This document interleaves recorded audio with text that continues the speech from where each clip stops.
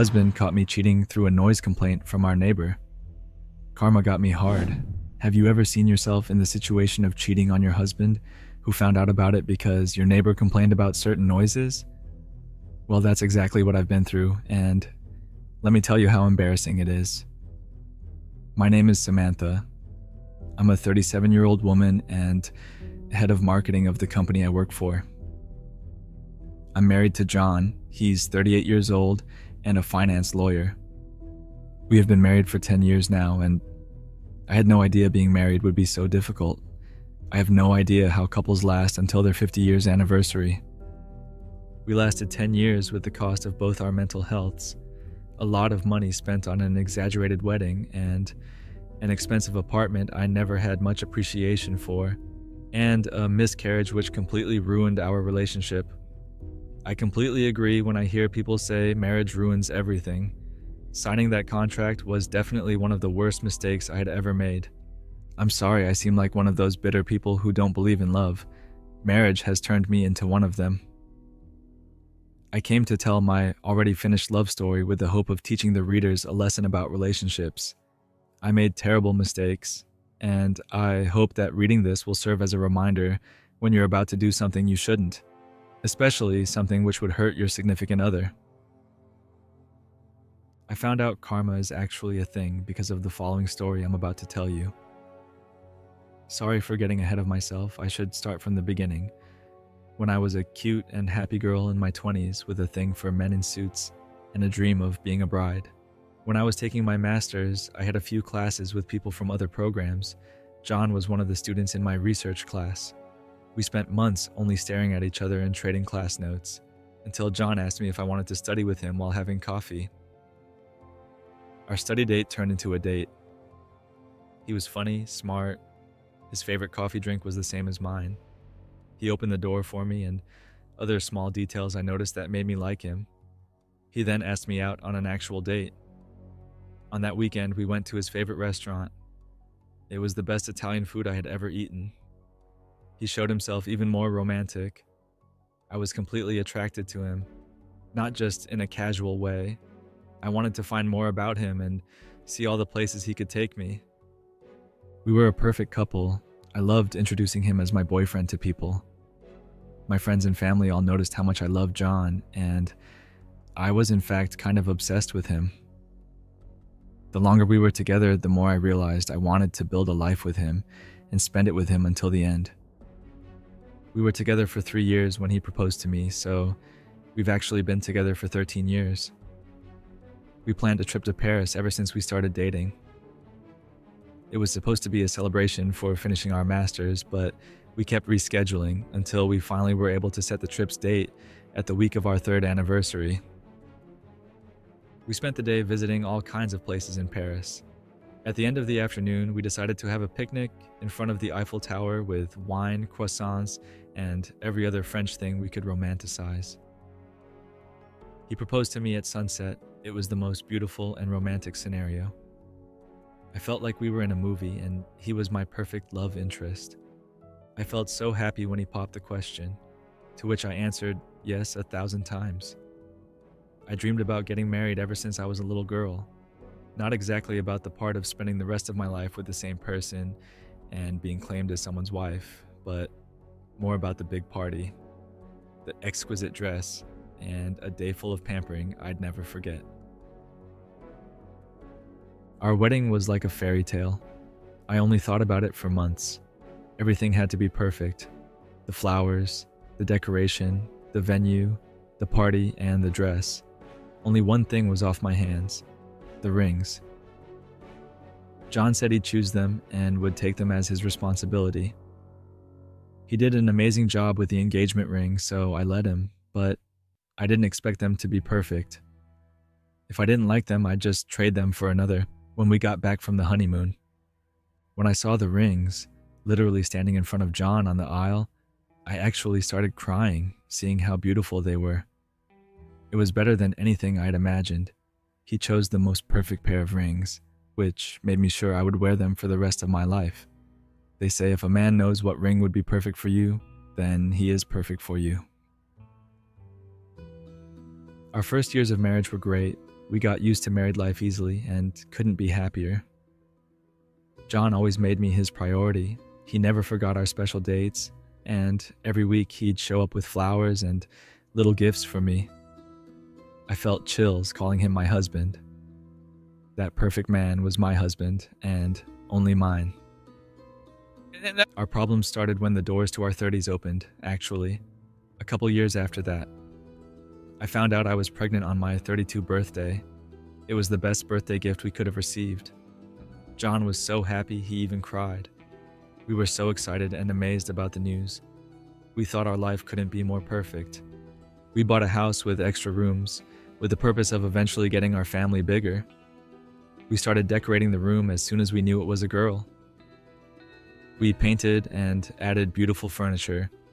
There was nothing else we could think about other than babies, doctors, baby showers, and if we were in a good school district. John was so excited about being a father, so he treated me like a queen, even more than he did before, which I thought was impossible. The only thing we couldn't settle on was a name, but it was still early to decide.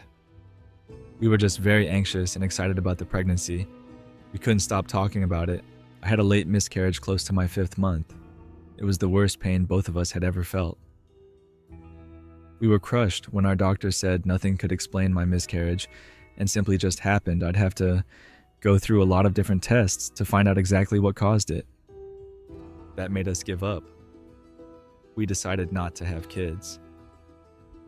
John and I were extremely hurt, but he created a huge aversion to talking about kids.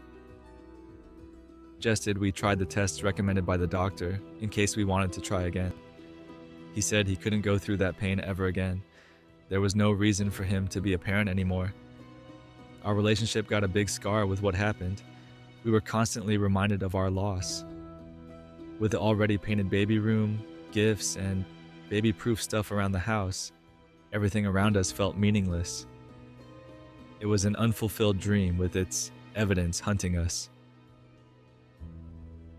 We were drowned in grief for a few months. Until my parents and his parents did some kind of intervention, all of them came over and asked us to move to a different place. They said if we kept living there, we would daily relive the pain we went through. It would only hurt us even more. We weren't in a condition to argue with them, so we decided to move to our current apartment. I never liked it. Our apartment doesn't feel like home. I liked our old life better. John also felt like there was no love. Before it happened, we pretty much breathed love, and everything we had carried love too.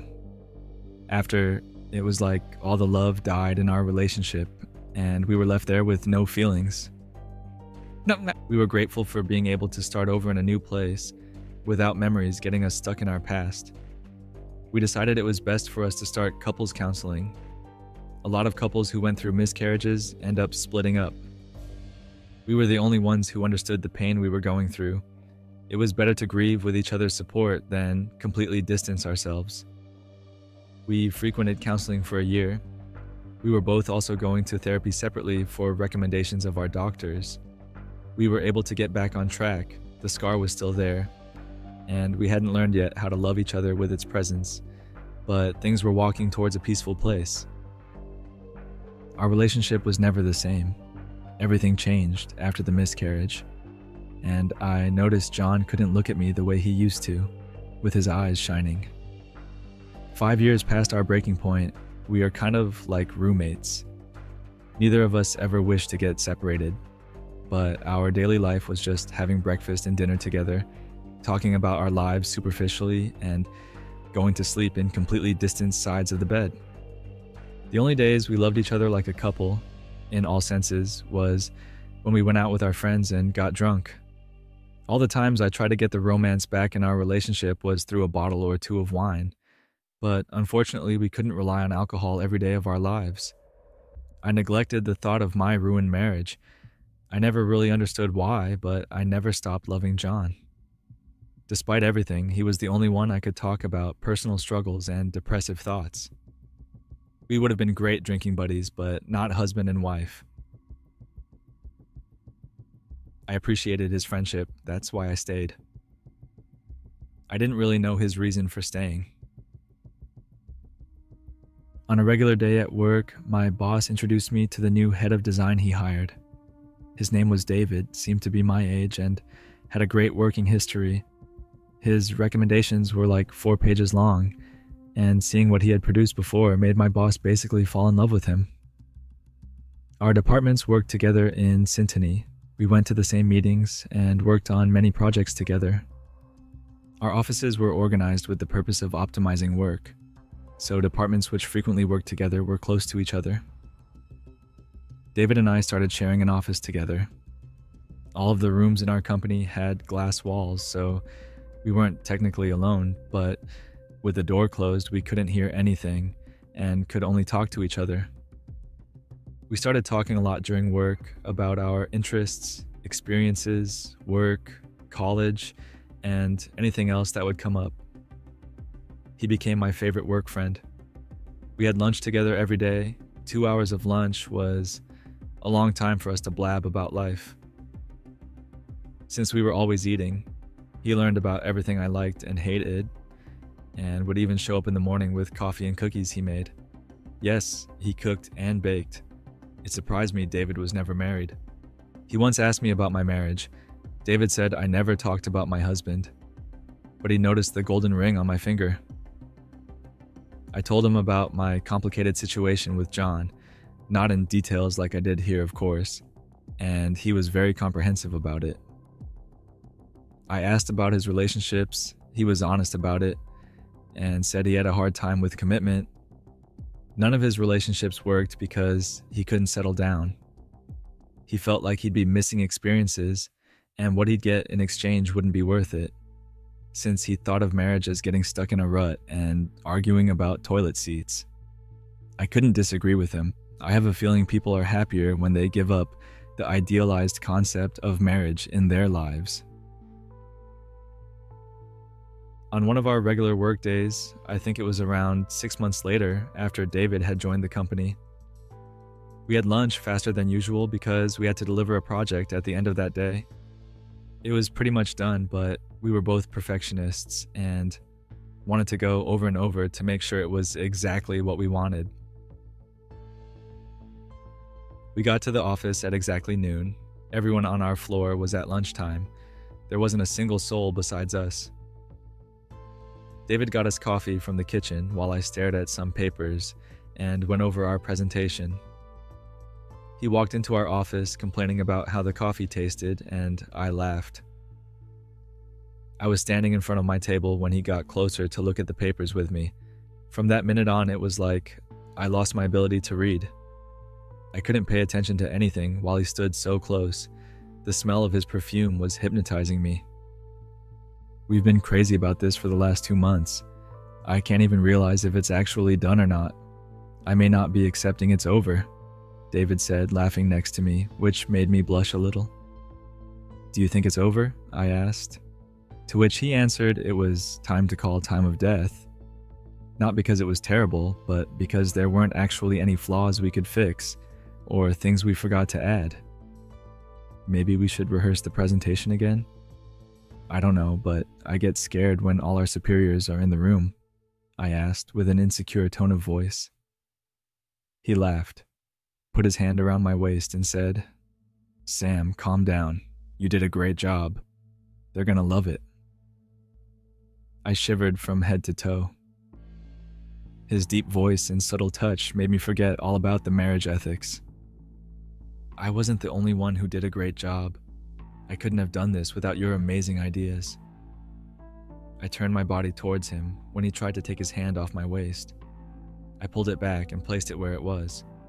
He bit his lip when I did that, understanding my message. Well, the only thing I'm not happy about is having eaten lunch in 20 minutes.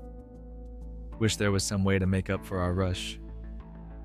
There's a different kind of rush I'd like to feel, just to burn off the presentation stress. I looked at him like I wasn't implying what I was implying. He looked outside to check if there wasn't anyone on the floor. Then he turned his face to me and I felt him analyzing every single detail in my face before kissing me passionately. I hadn't felt that rush in years. I felt all the parts of my body shivering with his touch.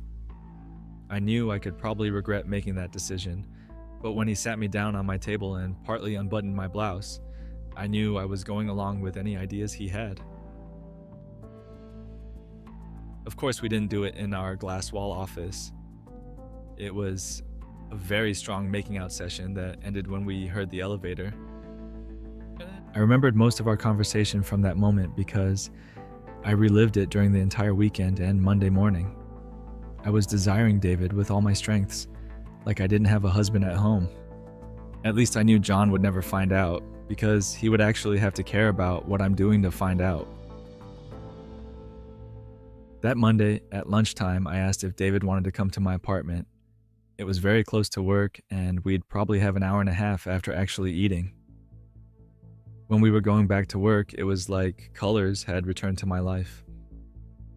David was the perfect affair, didn't want a relationship, had many unserious ones before, so he knew exactly what to do in bed. He made me happy many times in that 1 hour and a half, if you know what I mean. At night, I came home like nothing happened. My husband worked the same amount of hours I did, so we'd be home at the same time, and neither of us were used to coming home around lunchtime. He didn't because his work was kind of far from our apartment, and I didn't because I hate cooking. Guess I found a different and very good reason to come home around that period of the day. My affair with David went on for months. John didn't suspect anything. We mostly came to my house because it was closer to work, but for a change we went to David's a few times. I was having the time of my life. David was willing to try any of my fantasies. It was incredibly fun. I barely thought about John, even with the daily reminder, which was taking the ring off and putting it on again once I was done with David. It was all too good to be true until the day John had my worst nightmare of a conversation. He met our neighbor in the elevator. She complained about the noise he and his wife were making. It was right at the time her kids were home, before leaving for school, and it was impossible to ignore. He told her it couldn't be us, for obvious reasons, and she simply said he didn't have to lie, because it was coming from our wall. It couldn't be any other apartment. I know how the conversation went because John yelled it at me once he figured out what was happening. Let me tell you how that went on. John didn't say anything to me the day he talked to our neighbor. He waited until the next day to come home at lunchtime and catch me doing the worst I ever could, David. That day we decided to leave my apartment early because we wanted to grab coffee before getting back to work, but it wasn't enough time to miss John. He got home when we were about to leave. David had everything on except his shirt, which he was putting on the moment John opened the door. I almost passed out when I saw him there, staring shocked and angry at my shirtless affair. He started yelling the moment he saw me. Before I could say anything, he threw a punch right in David's nose, which started bleeding a lot. You have no idea how much blood was around his face and dripping on his chest and partly unbuttoned shit. I started gripping to John, holding him as much as I could through any body part. He was a very strong man, so it was a difficult task. He was cursing at David, saying things that could get my post taken down off Reddit if I wrote it. He was on his way of punching David again, but I got up on the couch and jumped on John's back, which kind of unstabilized him and gave me enough time to tell David to run. He ran as fast as he could as John tried to get me off of him. Eventually he did and threw me on the couch. He was so angry his face and neck were entirely red. "You cheat on me and even try to defend your little boyfriend?" "What the hell, Samantha?" he screamed. "You are a lawyer. You can't kill him." I reminded him, and he answered that he didn't give a damn, but with other words.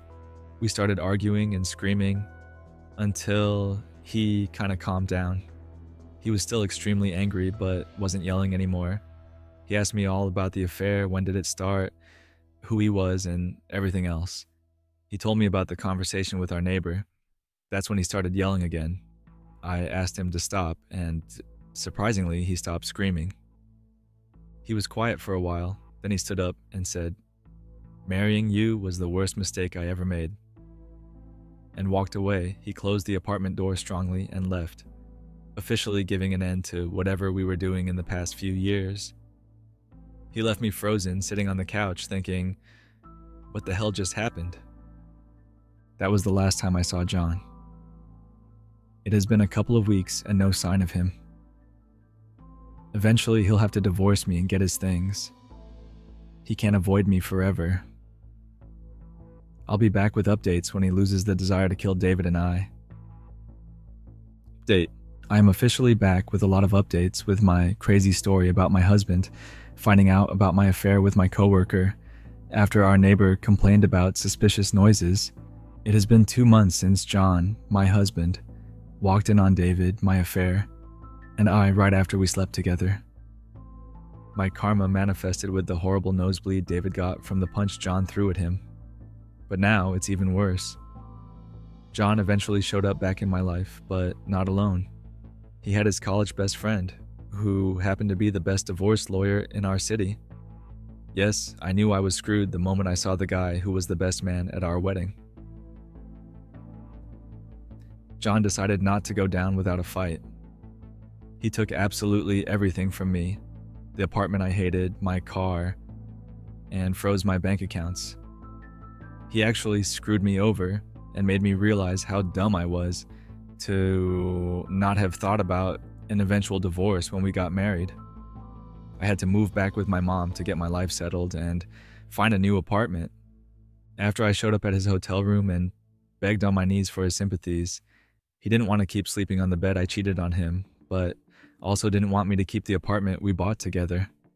I asked him to please at least let me have the money that was in our bank accounts. Another mistake I made, opening bank accounts with my husband. I didn't think he'd block me from them during the divorce, so I found out the worst way. After he humiliated me in a horrible divorce, I even had to get on my knees and ask for forgiveness. He got what he wanted, his beautiful revenge, and I got karma kicking me hard in the ass. He definitely made me regret the affair. I knew that if we got divorced before this occasion, it would have been much easier. And the only advice I could give as a cheater getting what she deserves is don't ever marry lawyers, and especially don't cheat on your husbands and wives, and if they are lawyers, don't even think about it. It isn't worth it going through an angry divorce because of a stupid idea you had without thinking 2 seconds about it.